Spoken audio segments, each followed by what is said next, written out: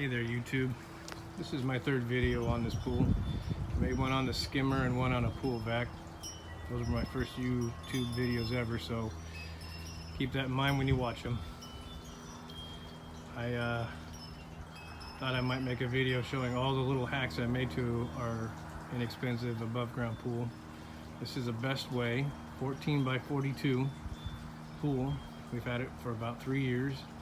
We've actually taken it down and relocated it when we moved, put it back up. So it's I have to say they work pretty well now. And in my first video about the pool skimmer, I said they don't work that well out of the box, and that's kind of a true statement, but they are a good value. But I will say, I think what I meant by that is that you have to consider upgrading the pool pump. The pumps they come with usually barely get the job done, and by upgrading the volume, it will help out immensely. One thing I will tell you about these, like probably with any pool, is you have to keep up on the maintenance. If you don't, they will get away from you. On this one, I went to probably 1.5 times or 2.5 times the size of the original pump that came with it, and it has done a fabulous job in maintaining the pool water. It's also allowed me to add a homemade skimmer and a little homemade pool vac. They work pretty well. You know, like if you watch the videos on them, I will tell you that you have to pay attention to your water level with the skimmer. But the fact that I come home and one of the first things I do almost every day after work is kind of check out the pool and see how it's doing, it's not too much of a problem for me. Anyways, not to ramble on too much like I did in the first two, I haven't done anything with the ladder yet. It's kind of a few ideas that I'm thinking about. Nothing in concrete about that yet. I did make a little beverage table. One of the first things I realized is you kind of need something that when you're out in the pool, you want to have a beverage on. And it works great for a nice iced cup of sangria. Love sangria. And when I made it so that it also holds my goggles, or the girls' goggles or boys' goggles.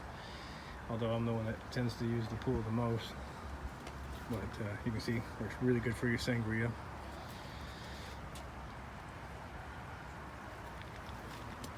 Delicious.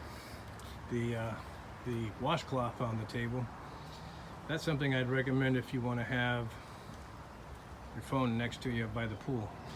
If you leave it on there, it's going to get too hot. So I kind of have an idea to remake another table where it has like a little shaded cover to it, as well as an idea for maybe strapping a small cooler next to the pool. Anyways, to get on with it, one thing I did say is you have to stay up on maintenance. So I clean the pool filter 2 or 3 times a week at least. And when I set the pool up, I didn't want to see the filter pump, so from the patio, so I put it on the back. When I noticed, I started making a path around the pool, so I kind of put this in to eliminate the path look a little bit. This is my little homemade DIY skimmer. I'll get back to that in a minute. This is where I store the homemade pool vacuum, made out of 3/4 inch PVC pipe. And one thing, after a couple of years, the original flexible pipe that came with the pool wore out, started breaking, and when that started happening, I just repiped it, and mostly out of frustration, because every time I went to change or clean the pool filter, I had to try to elevate the filter pump above the level of pool, because if you open it up to get the cartridge filtered out and it's below the water level, water gushes out. Anyone who has one of these understands that. So I'd use like a lawn chair and 2 5-gallon buckets, and it was always an effort to clean the filter. So when I piped it, I put in valves. Here's a valve, here's the other valve, and I can close those valves and change the filter out very easily now without a great deal of effort. Umbrella that we rarely use, but my wife wanted it there, and we can shade the pool if we want, but as face it, she's from a tropical island, and I didn't move to Florida to be in the shade. We rarely use that.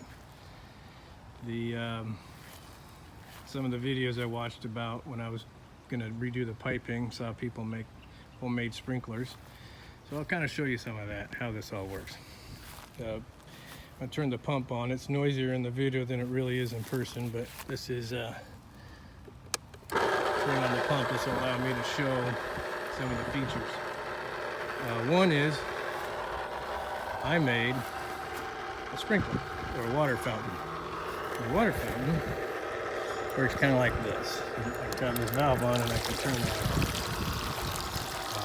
That's open all the way with full flow back to the return on the other side of the pool. If I close that up, then you can see that fountain gets quite a bit different, and I can adjust the volume of that fountain by adjusting this valve.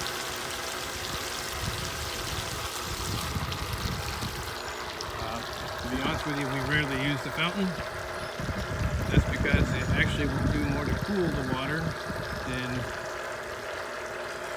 you know, it's actually what it does. It looks cool, it sounds good, and in the evenings I run it, but, you know, let's face it, we are full-blown Floridians, and we like, you know, bath water for pool water. We don't get in. So it's more of just something I did and a novelty item. The pool skimmer, let me go over and turn this off. Kind of keep the noise down for now. The pool skimmer, I did a video on it, but I'll show you it here.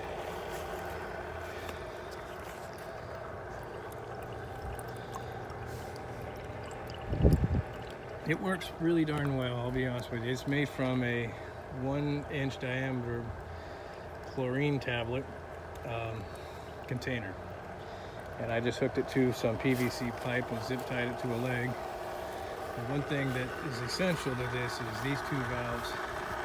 These are both intakes to the pump. And what I found that works best is about halfway open on the one that's not connected to the skimmer. Makes the skimmer work at its best performance. That thing will skim this thing off if it hasn't been running in about 15-20 minutes. And as you can see, it keeps it crystal clear on top. I'm really happy with that. The other thing you might be wondering about is, and I kind of did this thinking I might want to add a solar heater to this at some point. I've got a few ideas for that. But I ended up adding this other little attachment to it. And that has to do with, let me turn this off. Sometimes after a really heavy rain, South Florida style, or just me being an idiot, evaporation, I put the hose in there to refill it some.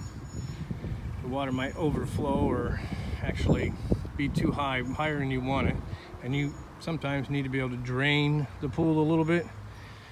And I was just draining it, where you can drain it from the pump, just open that up, or I had this other little attachment, but what I was noticing is I was undermining some of the feet of the pool legs, and I went through and leveled that. There's a gentleman, and I'll have to find a link to him, and maybe I'll figure out this YouTube thing later on and post a link to his videos.